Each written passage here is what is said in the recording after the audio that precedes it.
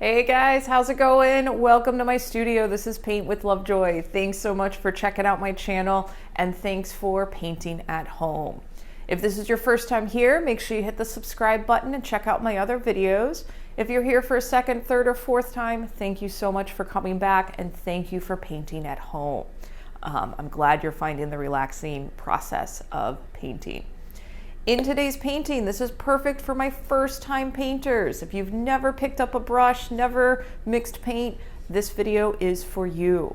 And we will use an untraditional tool in this video. We're going to be using some Q-tips to make some of the details of the flowers. So it's kind of nice when you use a non-traditional tool, something that you use possibly on a regular basis, and you just use it in a new manner. So that's what kind of makes the creative process fun. So what you're going to see in this video is in the description box below, there is a link to a supply kit. And in that supply kit is everything that you need for this particular painting. So check out what you need, grab your supplies, and then pick up this video where you left off. With all my videos, if you are inclined to switch out colors, completely do a different background color or flower color, anything, please feel free to switch this up and make the painting your own and just kind of use the video as a guideline as you go through the process.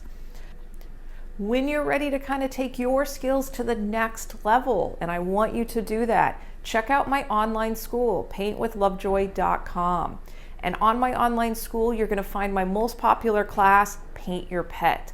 And the Paint Your Pet is geared towards first-time and beginner painters, and it's geared really simple to break down the steps for you in an easy and approachable manner. And when you paint something that you love, you learn even more. And I've been teaching the Paint Your Pet class for probably 7 years now, and all my students are so impressed and surprised with what they create with the steps that I've laid out for them. So like I said, when you're ready for your next level, check out my online school and check out the Paint Your Pet courses. So I think that's enough talking for now. Let's go ahead and get started painting.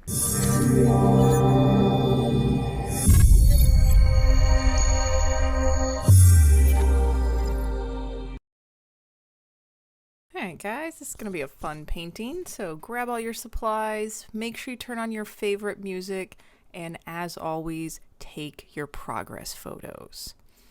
So like I said, this one's going to be a fun painting. And it's perfect for my first time painters. We're going to kind of take this in a couple of sections. So I'm starting with a light blue. So I am using that big flat brush, pulling some white aside. A tiny amount of blue goes a long way to make a light color. And we're going to kind of put a little mark on the left-hand side, a little dash, same thing on the right-hand side, and then we're going to make a smiley face to connect them. They don't have to be in any particular area, but we are separating our sky from our ground. Now when you go in to apply your paint, try those 3 brush strokes. You can try the full width or try it sideways or make X marks and slap your brush on the canvas. And that one's a rather therapeutic way to apply your paint. You can put all your stress and frustration into it. But, you know, try all 3 of those brush strokes, whichever feels a little bit more comfortable, stick with that. And from that smile line, we're going to fill in that space from that line to the top of the canvas with this light blue paint. Now, if you have to mix your color a second or third time, do not stress about getting the exact same shade. Your brain is taking in a lot of information each time you mix your color, and if there is a little variation, that actually adds some benefit to your background. And once I have most of this filled in with that light blue, I'm going to do what we call a wet on wet blending method, and it'll change the shade of that blue. So don't feel like you have to get this a uniform color or get it perfect. Just get lost in the process of painting and just have fun. I'm really proud of you for painting at home. Now, if you do realize that you are holding your breath, please take a deep inhale and just relax. All right, so here you can see where I grabbed some of that blue, I slapped it right on top of the background, wiped my brush off, and then with light pressure just moved my brush on top of my background with that new color. And this is called wet on wet blending. And you can see that the more I move my brush, the more it blends together with your background color. So the reason it's called wet on wet is your background is wet and then you're introducing new wet paint to it. You can do the same thing with white or different colors. This is another very therapeutic aspect of the painting process. And if you're doing this and you're inclined to finger paint to blend your colors, go right ahead and give that a try. And if you end up kind of putting your color on there and you move your brush so much that you lose the shade that you liked, just reapply your color and move your brush less on top of it. So the more that you do this, the more you'll kind of find your groove with it. So don't stress, just have fun.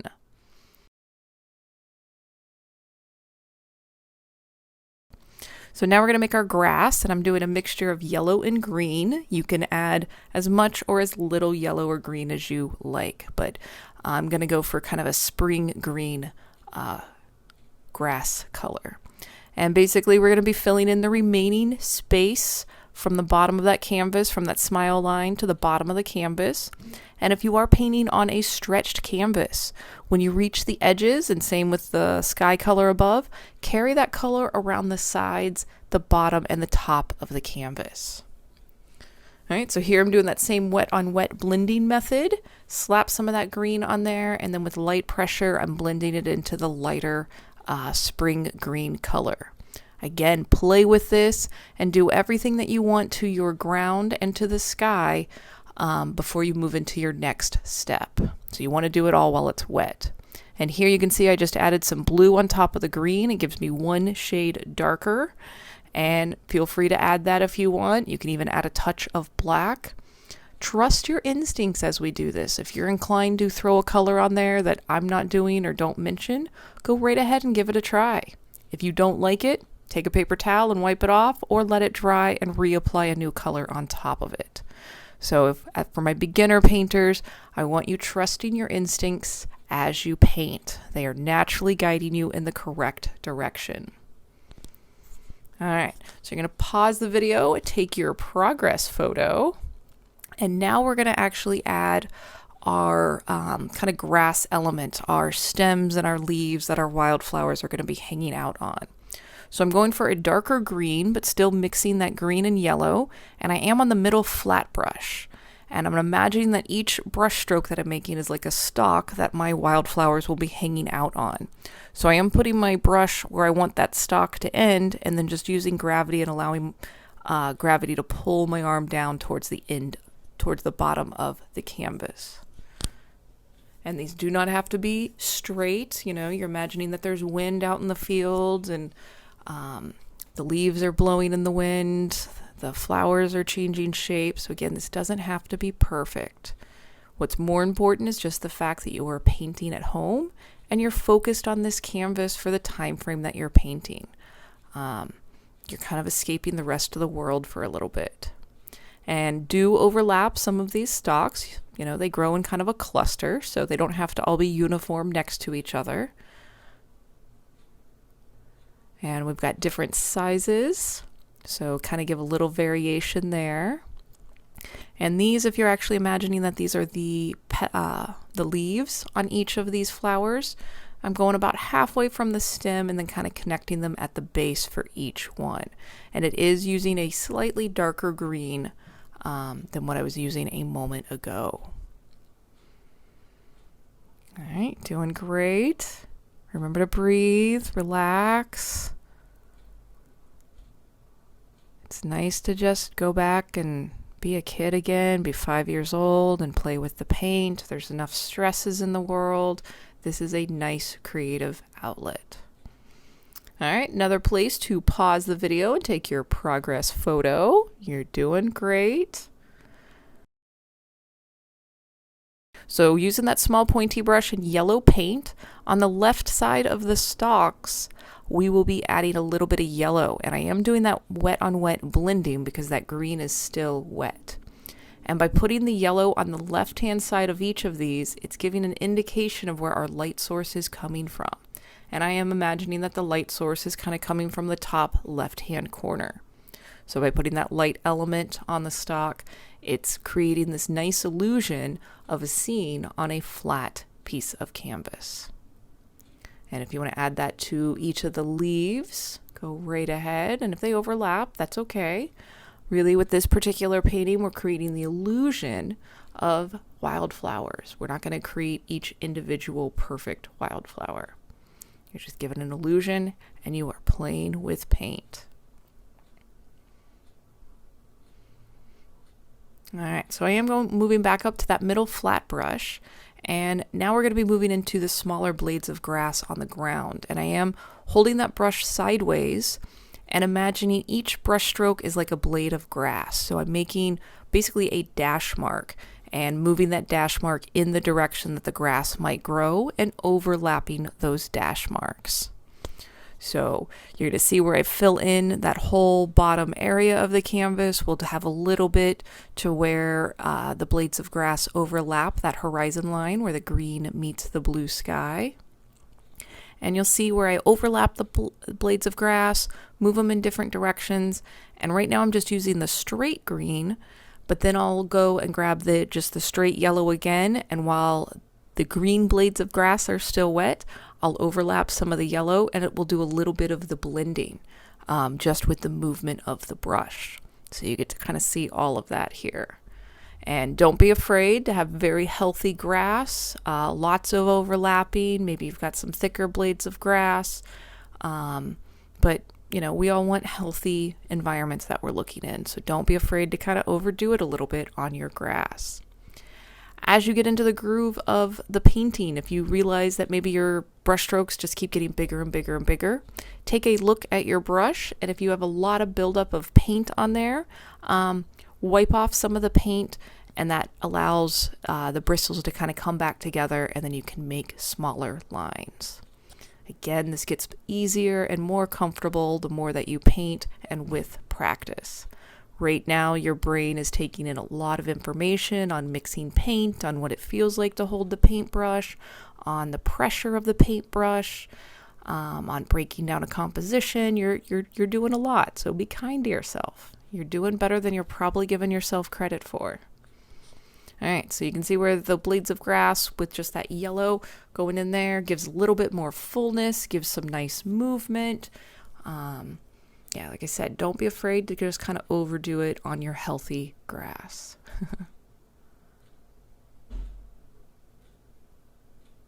All right, great job. And again, if you're holding your breath, take a little inhale or a deep inhale. Just relax. Hopefully you're forgetting about everything outside the four walls that you're in just for the time frame that you're painting. And it is really nice to give yourself the permission to come and do paintings like this, to escape the world a little bit.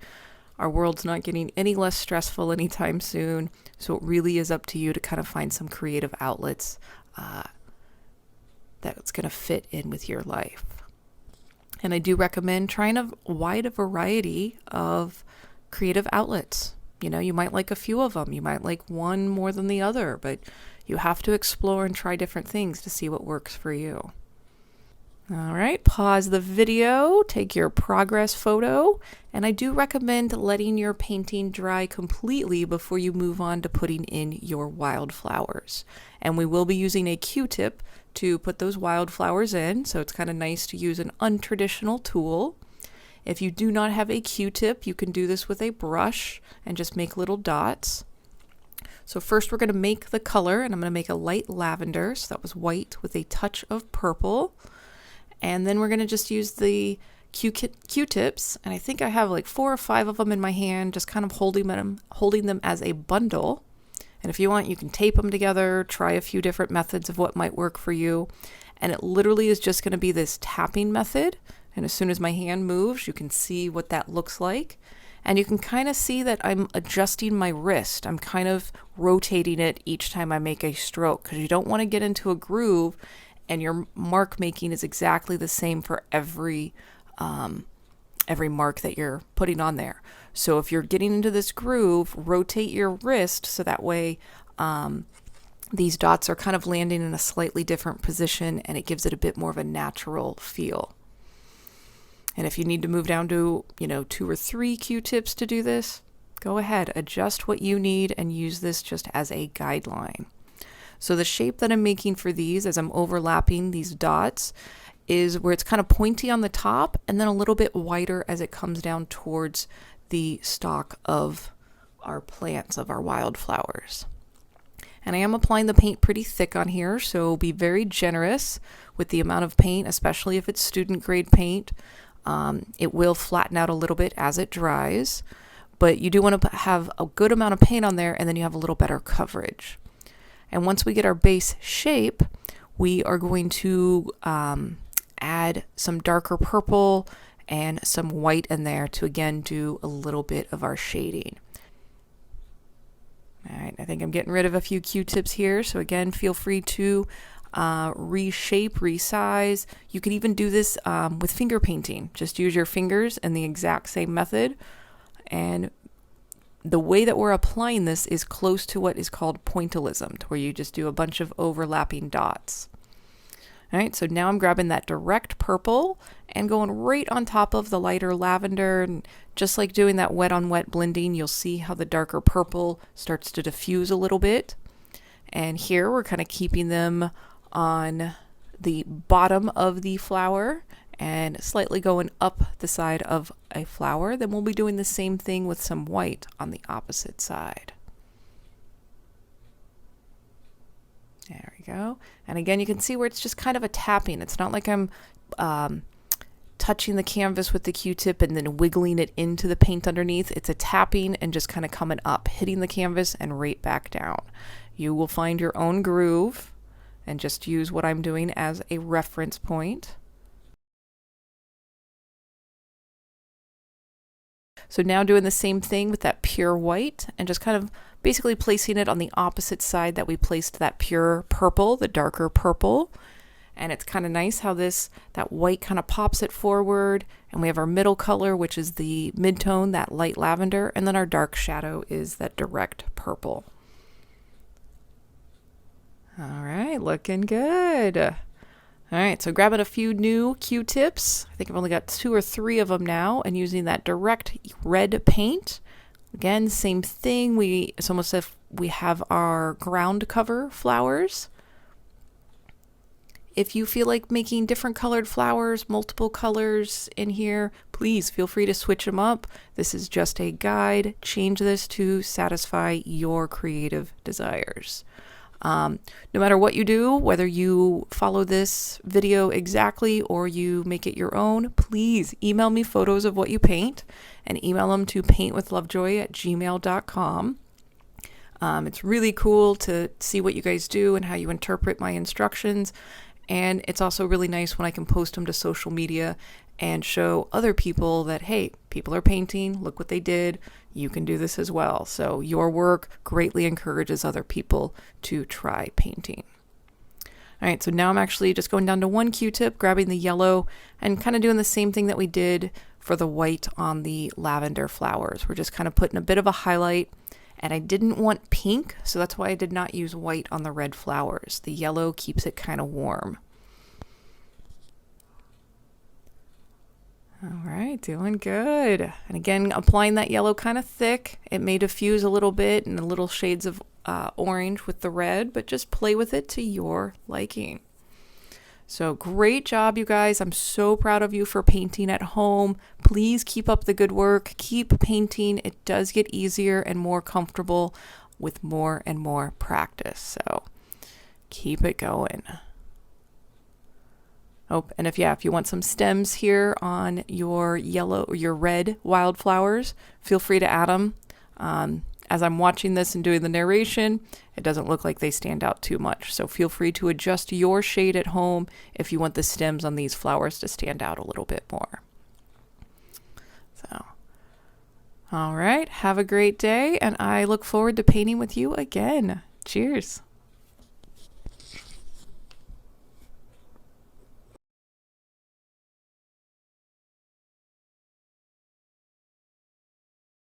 Hey guys, I hope your paintings turned out really cool and you enjoyed the process.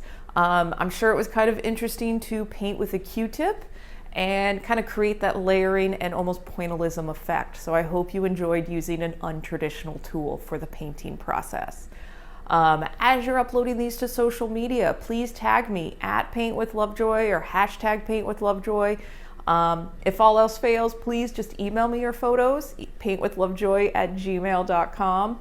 I can't begin to tell you enough how much your emails, your pictures, knowing that you're actually going through the videos and painting at home really gives me tons of motivation to keep making these videos. So please let me know how you're doing.